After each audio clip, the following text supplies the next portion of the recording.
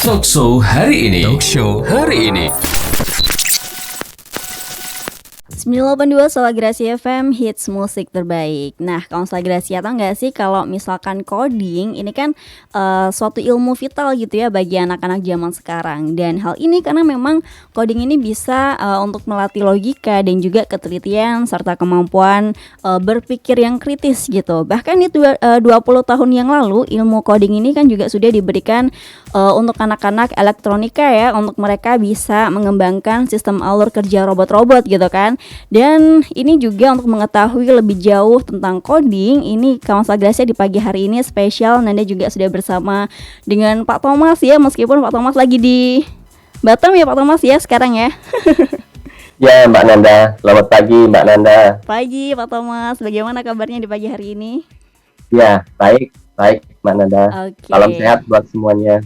Berbicara mengenai dunia coding, ini kan kaitannya dengan STEM Pak ya, Science, Teknologi, Engineering, Matematik gitu Pak ya. Ya, nah, benar. STEM ini apa sih Pak Thomas? Iya Mbak Nanda, ya. Makasih Mbak kesempatannya Mbak Nanda. Okay. Jadi sekarang ini kan belakangan ini di Indonesia atau beberapa negara itu sedang rame-ramenya kan pendidikan dengan sistem STEM gitu ya. Mungkin ada sebagian yang mengenal pendidikan sistem STEM atau yang belum. Ya, jadi sebenarnya STEM itu sangat diperlukan. Itu sangat menjadi satu bagian ketika industri 4.0 itu digelontorkan Mbak Nanda. Jadi kemajuan suatu bangsa atau negara itu sangat ditentukan oleh sumber daya manusia. Benar ya Mbak Nanda ya? Iya, benar. SDM yang berkualitas dan mampu berdaya saing itu pasti hal yang dibutuhkan untuk sebagai negara yang maju gitu. Jadi untuk menyiapkan SDM yang berkualitas dan berdaya saing tentunya itu perlu satu pendidikan sebagai sarana yang strategis gitu ya. Dan pendidikan STEM inilah yang diperlukan sebenarnya Mbak Nanda. Di abad 21 atau 21st century skill itu keterampilan yang diperlukan itu ada 3 sebenarnya. Ya, jadi yang pertama itu ada yang kita sebut sebagai learning and innovation skill, keterampilan belajar dan berinovasi. Kemudian information, media and technology skill. Jadi semuanya itu untuk menjawab dan membekali peserta didik atau anak-anak mulai zaman sejak dini maksud saya, itu kompetensi yang dituntut atas dasar berbasis STEM. Ya, itu alternatif solusinya. Nah, STEM itu apa? Sebenarnya STEM itu akronim dari science, kemudian T-nya itu technology, engineering, dan mathematics sebenarnya. Science itu ya berhubungan dengan scientific research gitu ya, teknologi, teknik, dan matematika. Dan istilah ini sebenarnya sudah diluncurkan tahun 90-an Mbak Nanda. Itu di Amerika Serikat, itu oleh National Science Foundation. Jadi istilah STEM ini sebenarnya sudah lama. Cuma belakangan ini kita itu harus mengedepankan pendidikan yang berbasis STEM begitu ya. Jadi terus mulai pergerakan-gerakan literasi STEM itu ditingkatkan di setiap negara. Jadi setiap negara yang mau maju, SDM-nya itu harus ditingkatkan. Dan basis pendidikan STEM ini itu harus menjadi satu rujukan atau menjadi satu yang basic harus dipelajari begitu Pak ya. Iya, betul, yang integrasikan, diterapkan gitu. Ya itu sejak dini lebih baik gitu Mbak Nanda. Oke, jadi melihat juga kan memang dari perkembangan kalau misalkan mau berdaya saing dengan negara-negara yang maju Pak ya, ini sepertinya teknologi ini kan juga menjadi salah satu yang harus dipertimbangkan dengan matang ya di suatu negara gitu. Nah, kenapa sih Pak hal ini bisa dianggap penting gitu untuk dipelajari? Benar Mbak Nanda. Jadi menurut survei ini, kalau pendidikan suatu kualitas pendidikan di suatu negara itu kan ada alat ukurnya. Salah satunya itu adalah PISA gitu ya. PISA itu mengukur kemampuan kualitas SDM dari suatu bangsa, baik dari segi literacy maupun numeracy maupun dari segi ilmu pengetahuannya gitu ya, yang berbasis STEM tadi. Dan berdasarkan survei ini Mbak Nanda, yang dilakukan bahwa pertumbuhan lapangan pekerjaan di masa depan itu di bidang STEM diproyeksikan tuh lebih tinggi dibandingkan dengan lapangan pekerjaan pekerjaan yang non STEM. STEM tadi yang saya sebut sebagai science, teknologi, engineering, matematik tadi. Iya. Dan selain itu, dari segi penghargaan ini, misalkan Mbak Nanda, pekerjaan di bidang STEM itu akan memberikan income yang jauh lebih tinggi Iya. dibandingkan dengan bidang pekerjaan non STEM. Ya, let's say kita sebut sebagai apa ya, pekerjaan profesi programmer gitu ya, dalam IT satu seperti itu Pak company ya. atau iya. Jadi ke depan, karena yang diperlukan adalah tadi kan ada keterampilan di abad sekarang ini, di era industri 4.0, society 5.0, itu diperlukan adalah apa itu namanya, innovation skill. Ya, keterampilan, kreativitas itu yang diperlukan. Dan pekerjaan-pekerjaan di bidang STEM inilah yang akan menjadi atau merajai nantinya gitu ya. Jadi penting sekali. Jadi kalau dibilang penting, Mbak Nanda, itu sangat penting. Jadi diharapkan sejak dini anak-anak dan sekolah atau lembaga formal non formal itu mulai berlomba-lomba untuk mengintegrasikan pendidikan STEM ini, Mbak Nanda. Oke, tapi kalau misalkan sejauh ini dari Pak Thomas melihat bagaimana pendidikan di Indonesia gitu kan dengan ketertinggalan mungkin teknologi, Pak. Ini kira-kira mungkin kalau dipersentasekan gitu berapa persen sih yang harus dikejar oleh Indonesia ini dalam bidang pemrograman misalkan? Ya, makanya dengan adanya program Merdeka Belajar dari pemerintah, ini kan memberikan satu opsi buat satuan pendidikan, buat sekolah baik formal maupun non formal untuk mengakselerasi, Mbak Nanda, mengakselerasi untuk berdaya saing tadi, untuk menciptakan satu sumber daya manusia yang unggul, yang berkualitas. Dan salah satunya memang pendidikan ini salah satu sarana yang penting, sarana yang strategis, dan melalui pendidikan STEM ini itu diintegrasikan. Dan IPLA itu sudah officially collaborated dengan PSD Education, itu satu organisasi, Mbak Nanda, satu organisasi di bidang teknologi yang mengintegrasikan kurikulum pendidikan dengan teknologi yang saya sebut dengan STEM tadi gitu. Jadi dalam sehari-hari yang nyata, dalam kehidupan profesional, ya pendidikan STEM ini menunjukkan kepada peserta didik, kepada satuan pendidikan atau sekolah, bagaimana konsep, prinsip, teknik STEM atau Science, Teknologi, Engineering, Matematik itu digunakan secara terintegrasi, jadi tidak terpisahkan. Jadi kalau berbicara STEM itu jangan berpikir ini satu program yang terpisah dari pendidikan, itu salah. Harus diintegrasikan untuk mengembangkan apa? Mengembangkan satu produk tentunya. Produknya apa? SDM yang berkualitas, proses, dan sistem, satu sistem pendidikan yang bermanfaat bagi kehidupan manusia di masa yang akan datang. Itu tentunya perlu waktu ya Mbak Nanda, proses. Tapi saya sangat optimis pemerintah saat ini itu sangat getol dengan adanya Merdeka Belajar. Artinya setiap lembaga baik pendidikan formal maupun non formal itu memiliki satu otonomi begitu ya, memiliki satu kebijakan yang untuk mengakselerasi sekolahnya untuk lebih baik lagi di masa depan gitu. Itu penting. Oke, tapi sekarang kalau misalkan melihat realitas yang ada gitu Pak ya, sistem STEM ini atau juga mungkin kalau kita mau mengerucutkan gitu ya dengan bidang sehari-harinya kan seperti kayak coding seperti itu Pak ya. Ini biasanya malah bukan dijadikan suatu pembelajaran mata kuliah umum atau pembelajaran umum, tapi kayak dikerucutkan pada suatu jurusan kayak teknik rekayasa perangkat lunak seperti itu. Iya. Jadi isunya ini benar Mbak Nanda, jadi seperti kayak jauh tangan gitu ya. Isu teknologi, pendidikan teknologi itu sangat vital, kita harus akui itu sekarang. Jadi saya mengajak para pendengar atau semua yang bergerak di institusi formal, pendidikan formal maupun non formal, kita harus menyadari bahwa pendidikan berbasis STEM, pendidikan berbasis teknologi ini sangat vital buat anak-anak di masa depan. Itu harus kita akui. Dan isu yang terjadi di lapangan itu memang ada 3 hambatan Mbak Nanda. Itu adalah ada 3 yang saya boleh amati. Itu salah satunya adalah kepercayaan diri dalam pengintegrasian atau penerapan ini. Kadang guru nih misalkan di satu sekolah baik formal maupun non formal, mereka nggak punya pengalaman background teknologi gitu ya. Bahkan ada satu di lapangan nih, mungkin gurunya itu generasi generasi Y atau X gitu ya. Iya, Sementara yang diajarkan generasi Y gitu ya, Iya, generasi Z gitu. Jadi ada semacam gap. Jadi kadang ada semacam kepercaya dirian ya, untuk menerapkan STEM ini. Jadi otomatis kalau diterapkan, guru harus mengupgrade juga tentunya. Sekarang banyak program dan salah satunya Ibla kita punya program yang kita kemas sedemikian rupa untuk menjembatani gap-gap seperti ini. Jadi so easy, kita sudah customize dengan hal-hal yang di lapangan gitu. Terus yang kedua itu konten. Kontennya itu teknologi itu kan selalu changing ya, constantly changing. Itu artinya selalu berubah dan selalu berkembang gitu. Coba lihat Mbak Nana 10 tahun yang lalu, mungkin kita nggak bisa berpikir sekarang ini bahwa perkembangan teknologi sangat pesat begitu banget, ya, kalau dibanding dengan 10 tahun. Ya, jadi konten ini harus selalu, education is always changing gitu.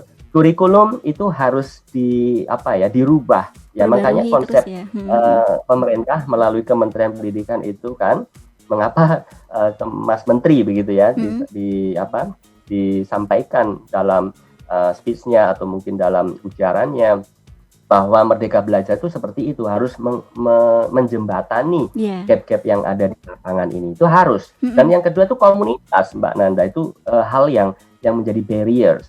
Ya kenapa? Karena kadang guru sekolah itu nggak punya community untuk mempraktekkan yang STEM ini. Nah, kadang itu perlu upgrade ya, selalu sekolah, guru, pemangku kebijakan pendidikan itu harus memiliki komunitas untuk mengupdate, untuk mendevelop, ya mengembangkan program-program yang berbasis STEM ini. Itu isunya Mbak Nanda. Jadi kalau dibilang proyeksinya ya memang itu take time dan tidak mudah, apalagi kalau di Indonesia secara geografis tidak semua memiliki akses komunitas atau konten untuk fasilitas ya, contohlah dalam hal internet connection gitu. Dalam masa pandemi ini semuanya berubah gitu. Sangat diperlukan yang namanya digital dan internet connection untuk menunjang itu semuanya. Tapi secara geografis di Indonesia itu kan tidak semudah ketika menangani satu kota, misalkan di Jakarta atau Malang atau Surabaya atau apa gitu. Jadi ini memerlukan satu proses yang panjang. Tapi saya optimis kalau kita bersama-sama integrasi penerapan STEM ini diterapkan sejak awal, itu akan lebih baik. Dan kita nanti punya program yang saya akan jelaskan bagaimana ini berkolaborasi. Karena kita itu bermitra dengan semua sekolah yang ada di Indonesia untuk memberikan satu jembatan itu dari bridging-nya itu Mbak Nanda. Bagaimana untuk confident gurunya untuk menerapkan, kontennya kita sudah buatkan sedemikian rupa, komunitasnya juga kita buatkan. Jadi selain STEM, kita juga siapkan yang namanya learning management system, learning mastery system, bagaimana STEM ini diterapkan dengan baik sejak dini gitu. Oke, mungkin ini kan salah satu dari Begitu, Mbak Nanda. inovasi ya yang program baru yang dibuat oleh Ibla. Nanti kita bakal bahas secara detailnya nanti di akhir segmen begitu ya Pak Thomas ya. Nah, kalau misalkan mau disuruh memilih gitu Pak ya, kalau misalkan antara hidup sekarang sama masa lalu gitu kan, kepengennya hidup di masa lalu dengan pemikiran yang sekarang gitu Pak ya. Nah, berubah, constant changing gitu. Iya, oke. Nah, kan mungkin untuk mengerucutkan lagi pembahasan kita di pagi hari ini kan mengenai dari coding nih Pak. Nah, mungkin untuk yang awam gitu mungkin boleh dijelaskan dulu pengertian dari coding ini apa gitu Pak Thomas. Iya, jadi salah satu untuk mencetak kualitas yang inovasi ya, inovator ya, para inovator masa depan. Kemudian creative thinking ya, dalam science, teknologi, engineering, matematik tadi, itu salah satunya itu adalah pengkodian atau istilahnya kita sebut coding gitu ya, dalam bahasa umumnya gitu. Ya, jadi coding ini mengintegrasikan sebenarnya. Jadi konsep, prinsip, dan teknik dari sains, teknologi, rekayasa, dan matematika itu digunakan secara integrasi dalam pengembangan tadi yang saya sebutkan. Dan salah satu poin itu adalah coding, Mbak Nanda. Kenapa?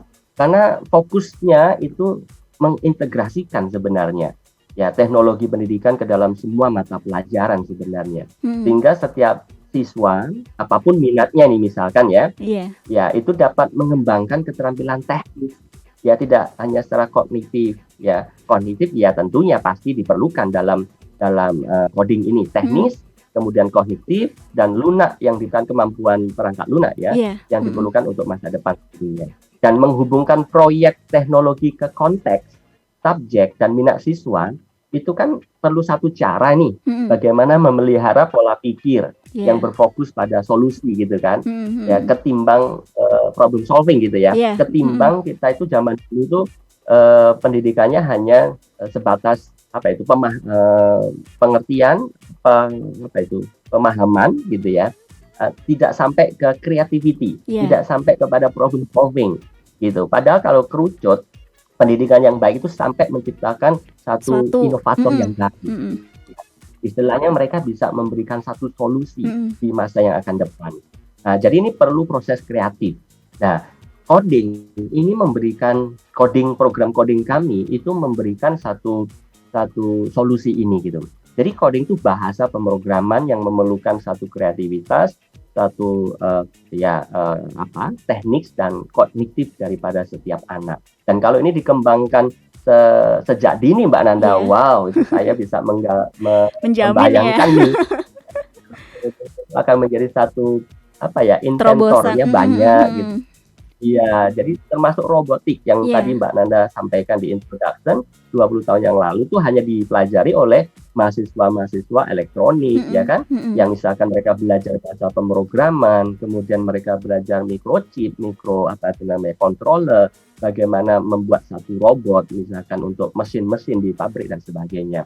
Dan inilah yang menjadi satu pentingnya. Jadi coding secara sederhananya itu mengajak atau memberikan satu kreativitas, membentuk satu pemikiran yang berbasiskan tadi Mbak Nanda.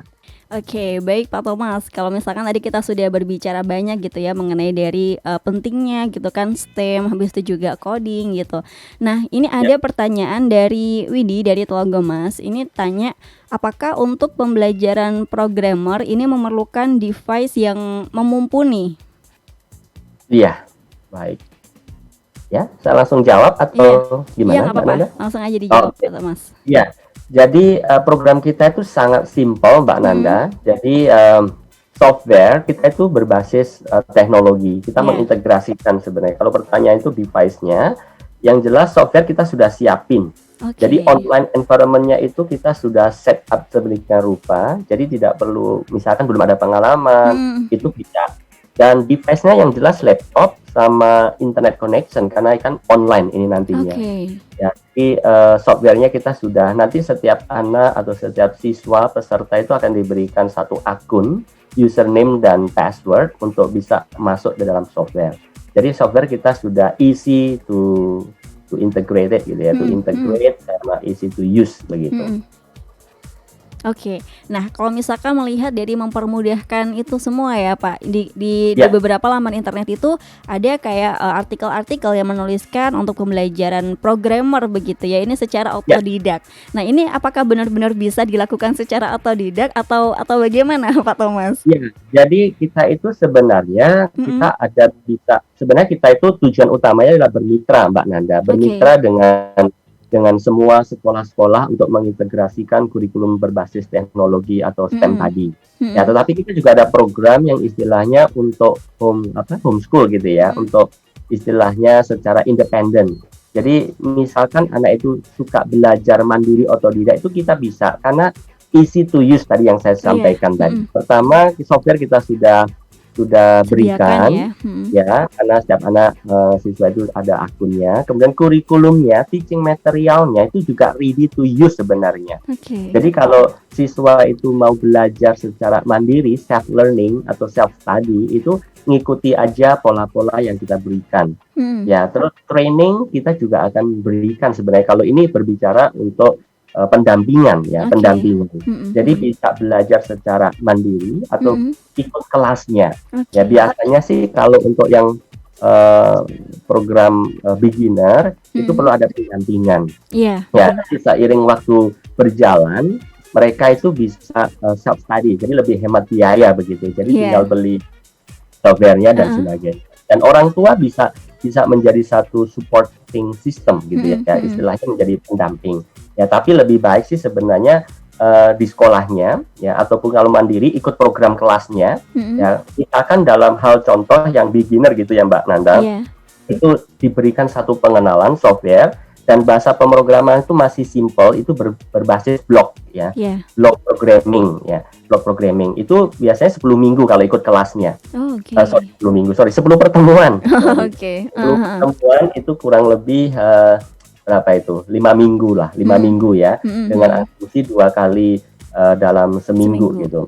Karena mereka akan mengerjakan 55 challenge gitu ya. Istilahnya dalam bahasa pemrograman tadi, misalkan bagaimana benda ini bisa bergerak, bagaimana dia itu bisa memindahkan ini dan sebagainya, pengukuran ya, presisi. Ya, itu melalui bahasa-bahasa pemrograman ya. Jadi yang tingkat bawah itu adalah pengenalan dulu ya. Terus nanti berikutnya itu nanti ada yang namanya CoffeeScript. CoffeeScript itu berbasis teks. Jadi mereka menulis seperti kayak programmer.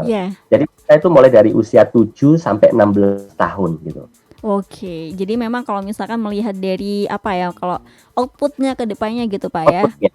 Ini kan mungkin menjadi salah satu terobosan terbaru ya untuk mempelajari bidang programmer ini.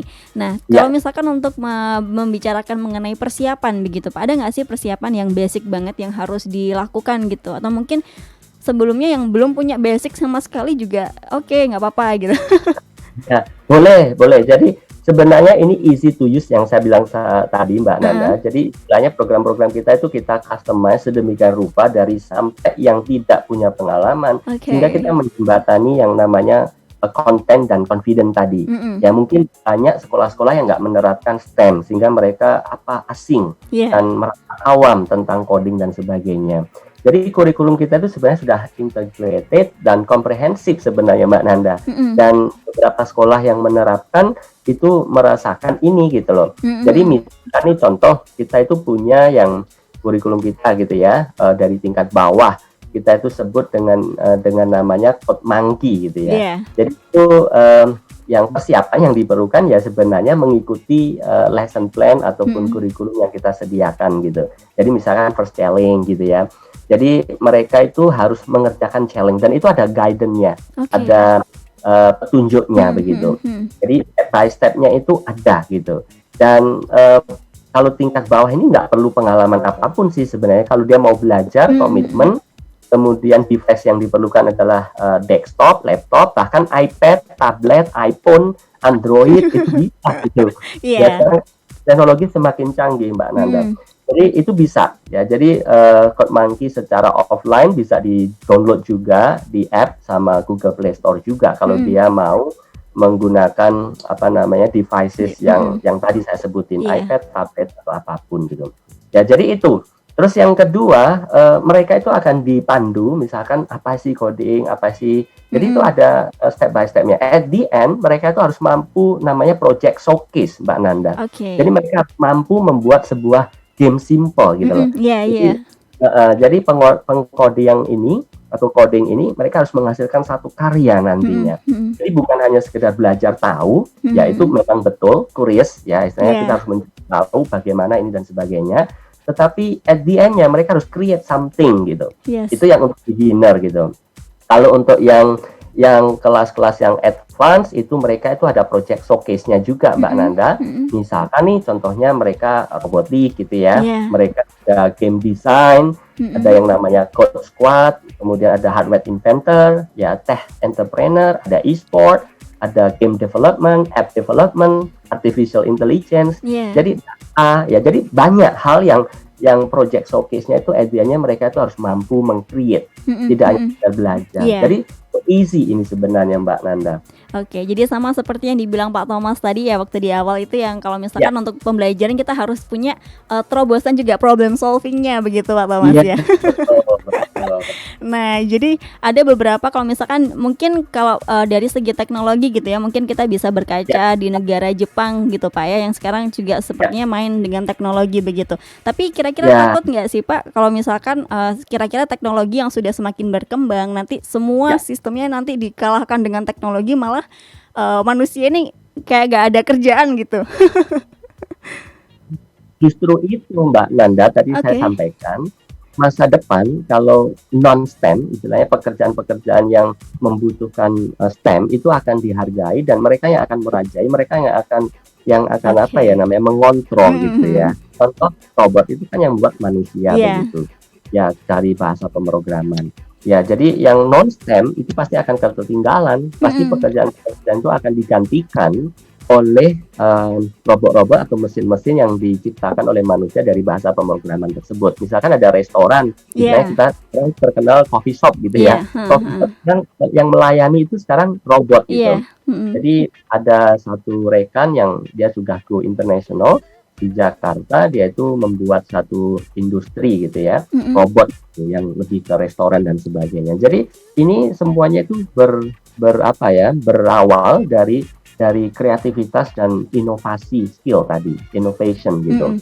Nah, jadi di dalam programnya kita yang berbasis coding ini itu mengajarkan anak untuk hal tersebut gitu Mbak Nanda. Mhm. Jadi kita itu bagaimana membuat anak itu lebih lebih apa ya, curious itu Iya. pasti ya, terus kemudian adaptable, mampu membuat satu terobosan yang Project. baru, Mhm, challenge gitu mhm. ya. Mhm. Nah, yang nggak tahu dia challenge, mampu mengerjakan tersebut. Kemudian dia juga harus willing to start atau resilient. Kemudian dia itu juga harus di-create development creativity-nya dan sebagainya. Nah, jadi melalui program-program kita atau kurikulum yang integrated ini, Mbak Nanda, diharapkan Mhm. anak-anak itu sudah belajar sejak Iya. dini begitu. Iya. Mhm, mhm, mhm. Meskipun secara awamnya yang tingkat paling bawah itu masih bahasa pemrograman yang sederhana, masih Iya. pakai blok-blok gitu Iya. ya. Heeh, heeh. Blok-bloknya tinggal ini kalau dimasukkan ke sini, oh dia akan outputnya seperti itu. Ya nanti akan beranjak kepada yang tingkat yang lebih ke kompleks gitu. Oke. Nah, tapi kalau misalkan berbicara mengenai pemrograman kan ini ada HTML, terus Ya, JavaScript, begitu-gitu Pak ya, PHP seperti ya, itu. Itu apakah jenis suatu program atau bagaimana Pak? Atau semua itu berkesinambungan? Iya, jadi itu semua bahasa-bahasa pemrograman itu kan banyak ya Mbak Nanda, ada Heeh. Python, ada Iya. JavaScript. Kita itu memperkenalkan dari bawah tadi, dari dari tingkat bawah ya. Dari Mhm. tingkat bawah itu kan kita sebut programming language-nya itu blocks. Jadi Iya. belum tingkat complicated Oke. supaya tidak ada gap. Nanti di yang Iya. JavaScript mereka bingung gitu. Jadi blocks. Kemudian setelah block itu kita ada namanya coding adventure. Coding adventure ini lebih ke bahasa pemrograman yang bahasanya itu namanya CoffeeScript gitu ya. Terus kemudian kita juga ada yang namanya menggunakan program bahasa pemrograman Python gitu ya. Iya. Itu namanya ada Theos gitu. Jadi ada banyak hal program-program kita. Terus kemudian ke depannya Python, kemudian JavaScript dan sebagainya gitu ya. Jadi lebih mengedepankan independent skill gitu ya Iya. dalam menganalisa, analytical thinking lah gitu loh. Mhm. Jadi melalui varian yang kayak bahasa pemrograman ini kan variables ya, ada Iya. loop, ada arrays, ada Iya. index, condition, function ya. Mhm. Contoh kecilnya itu di Excel itu loh Mbak Nanda. Iya. Mhm. Kan arrays gitu kan. Iya. Jika saya ini akan keluar akan ini. Jadi kan itu mempermudah penganalisan data gitu. Nah, itu gambaran sederhananya. Ya, jadi real text based coding language-nya itu lebih ke CoffeeScript sama Python kalau di dalam program kita gitu. Tapi itu sudah menjadi satu dasar fondasi bagaimana si anak ini akan dikembangkan problem solving skill, analytical thinking-nya, kreativitasnya, bahkan ada teamwork karena di situ akan mendesain web, Iya. kemudian HTML, kemudian membuat poster gitu ya, poster di dalam HTML dan sebagainya. Jadi project-project showcase-nya ini yang akan menentukan anak itu lebih ke arah kreativitasnya, ya independent working skill-nya tadi Mbak Nanda. Oke, nah untuk itu kenapa akhirnya untuk pembelajaran coding ini bisa disarankan untuk anak-anak ini di usia yang dini gitu Pak ya? Karena mungkin ini melihat dari kan terbilang dengan angka-angka apa segala macam gitu, mungkin kalau udah terlalu agak dewasa nanti akan agak banyak distract gitu. Betul. Jadi sekarang kalau kita melihat tanpa ini Mbak Nanda, setiap anak sekarang zaman now, istilahnya zaman abad 21st century ini, anak-anak kecil itu sudah pandai menggunakan smartphone-nya. devices-nya kalau berdasarkan surveinya gitu. Daripada mereka itu pengguna jadi user, kenapa nggak menggunakan teknologi itu membuat mereka tuh lebih ke problem solving, analytical thinking, ketimbang dia main game gitu. Iya. Ya main game, main media sosial dan sebagainya itu kan kadang mereka spend a lot of time gitu untuk benar. melihat itu, untuk main game dan sebagainya. Kenapa mereka nggak diajarkan sejak dini untuk pemecahan masalah? Kenapa game ini bisa dibuat seperti apa ya? Kalau Benar. kayak itu bisa meloncat gitu. Jadi itu yang akan kita kenalkan di tingkat bawah, yang kita sebut sebagai, istilahnya kita ada namanya supaya di familiar gitu ya, easy to catch gitu sama anak-anak, itu namanya beaver achiever gitu. Jadi nanti ikonnya itu beaver, istilahnya berang-berang begitu. Kemudian si berang-berang ini misalkan kalau mau melompat seperti apa. Jadi kita ajarkan bahasa pemrograman sejak dini. Jadi mereka akan lebih enjoy, selain main game, mereka juga belajar problem solvingnya, analytical thinking. Dan ini sangat diperlukan gitu. Dan kalau berbicara pengintegrasian, Mbak Nanda, sebenarnya kita itu lebih fokusnya kepada sekolah-sekolah. Misalkan sekolah ini kan belajarnya kan banyak itu Mbak Nanda. Seperti contoh kayak cross curricularnya, misalkan subject integrated project, English lah, matematik lah, ya gitu ya, science, geography, humanities atau apapun itu diintegrasikan dengan pendidikan STEM ini. Misalkan belajar English nih supaya lebih interest gitu ya, lebih interesting, lebih menarik daripada belajar mengisi kata, mereka membuat satu bahasa pemrograman, misalkan belajar tentang preposition. Jadi kalau ini jawabannya ini bagaimana? Jadi seperti kayak game apa itu Mbak Nana yang kuesioner gitu loh. Jika kan ada quiz quiz. Jadi kalau ini nanti mereka benar benar. Gitu. Pengembang sekarang yang menciptakan app gitu ya, yang bisa ditawarkan kepada sekolah. Jadi sekolah itu pengguna. Ya, jadi ketimbang jadi pengguna, memang kita harus menggunakan itu untuk leverage pendidikan kita ke arah digital gitu ya. Tapi kenapa nggak sejak awal kita itu belajar diintegrasikan? Selain menggunakan, mengkonsumsi teknologi yang sudah dibuat oleh orang-orang yang kreatif, mendingan kita juga belajar pelajarannya sekaligus belajar membuat app-nya gitu. Kita akan lebih memudahkan gitu ya, memudahkan karena creative thinking-nya itu. Gitu.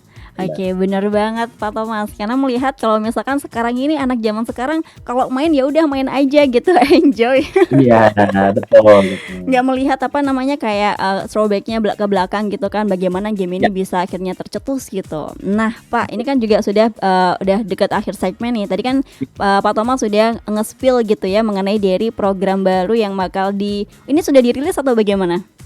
Sudah, kita sudah rilis. Dan memang kalau seandainya di akhir ini Mbak Nanda, jika ada yang menghubungin pihak Sola Gracia, atau kita bekerja sama juga dengan CBA juga, para sekolah ini atau satu sekolah atau institusi formal maupun non formal, itu bisa menghubungi kita dan kita kasih 10% untuk cashback lah di hari ini gitu. Ya sebenarnya kita cukup affordable dan murah.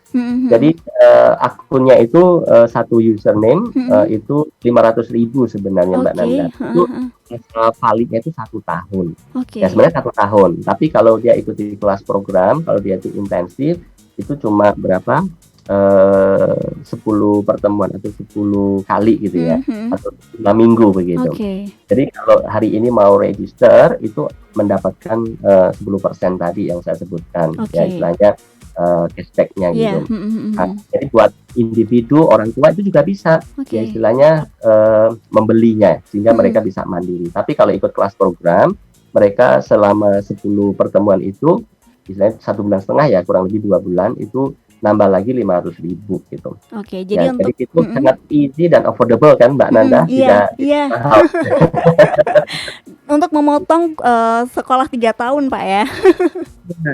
Jadi ini sampai bahkan nanti di yang advance Mbak Nanda, yang 16 sampai 18 itu lebih ke vocational Mbak Nanda, lebih ke work experience seperti programming, design, UX, data, digital marketing dan sebagainya. Itu bisa dipelajari di sini juga gitu. Jadi kita rilis kemarin di September 2019 gitu. Jadi kalau misalkan untuk melihat dari pencetusan coding class program, benar Pak Thomas ya?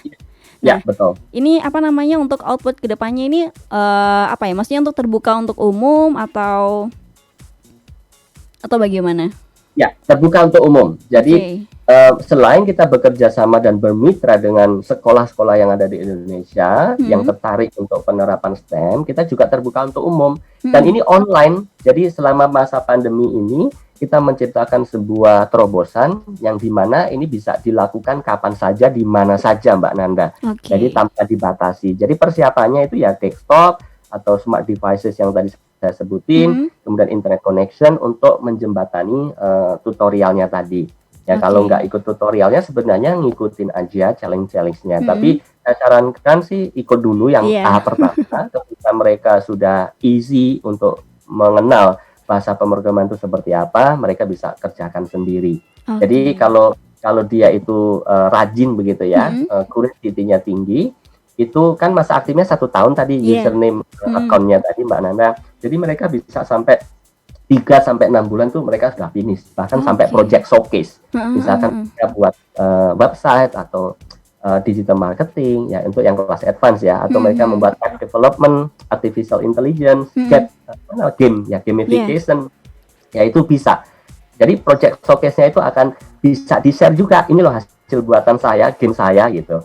Jadi itu akan menentukan kreativitas di masa depan. Itu harapannya Mbak Nanda. Iya. Nah, tapi kalau misalkan berarti untuk username dan juga apa tadi Pak Thomas? Username? Account. Oh ya, account itu berarti untuk kalau misalkan memilih yang 500.000 tadi untuk memilih pembelajaran secara mandiri atau otodidak tadi ya? Ya. Jadi dengan 500.000 tadi Mbak Nanda, jadi setiap anak itu akan dapat account dan mereka akan mengakses softwarenya kita, dan bahkan nanti itu kita akan ada laporan progresnya. Misalkan kamu sudah sampai challenge ini loh ya. Ya contoh lah yang paling itu ada 55 yang paling bawah. 55 challenge. Jadi kalau ini setiap kali misalkan dia seminggu sekali misalkan dia bisa 5 challenge finish ya. Itu dengan harapan 10 kali pertemuan sudah finish dengan sekaligus project case-nya dia gitu. Nah, jadi akan lebih customized gitu, lebih applicable dan lebih menarik gitu, Mbak Nanda. Oke, karena sepertinya sudah dijabarkan luas ya mengenai dari coding, manfaatnya seperti itu Pak Thomas. Mungkin ada harapan yang pengen disampaikan nih Pak, atau pesan untuk kawan Solagrasia mengenai dari coding ini tadi. Jadi harapan yang saya mau sampaikan ya, selain kita punya program, tapi harapannya itu pentingnya STEM tadi Mbak Nanda. Jadi saya state kembali bahwa mari setiap sekolah baik formal maupun non formal atau siapapun terapkanlah pendidikan STEM sejak dini supaya anak-anak kita itu istilahnya kita jangan build future for our youth, tapi kita build our youth for the future gitu Mbak Nanda. Jadi kita jangan yang masa kita generasi X, generasi Y gitu ya, jangan menciptakan masa depan untuk anak-anak muda sekarang, tapi kita harus bangun anak-anak muda atau anak-anak kita sejak dini untuk masa depan. Kalau enggak kita akan ketinggalan. Itu harapannya Mbak. Oke, baik, terima kasih Pak Thomas atas waktunya di pagi hari ini. Semoga juga programnya berjalan dengan lancar ya, dan juga memiliki banyak terobosan-terobosan baru nih untuk yang ikut. Baik, terima kasih Pak Thomas. Sampai jumpa di lain kesempatan. Semoga juga Iblat tetap maju Pak ya. Talk show hari ini.